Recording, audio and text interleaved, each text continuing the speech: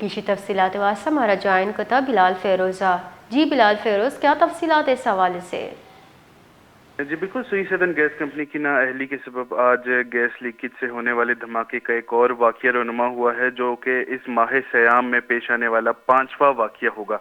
اسی رمضان المبارک کے مہینے میں پشتون آباد، جوائنٹ روڈ، ڈبل روڈ، ہزار گنجی کے بعد آج قلی جیو فیروز آباد میں گیس لیکیج کے سبب ایک گھر میں زوردار دھماکہ ہوا ہے، جس کے نتیجے میں گھر میں موجود میاں بیوی اور 2 بچے گھر کی چھت گرنے سے زخمی ہوئے، جنہیں علاقہ مکینوں نے فوری طور پر نزدیکی اسپتال منتقل کر دیا، جہاں زخموں کی تاب نہ لاتے ہوئے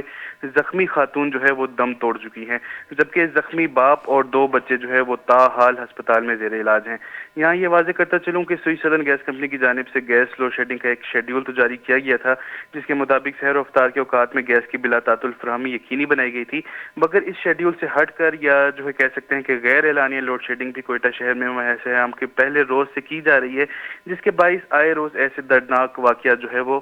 رونما ہو رہے ہیں۔ جی بہت بہت شکریہ بلال فیروز۔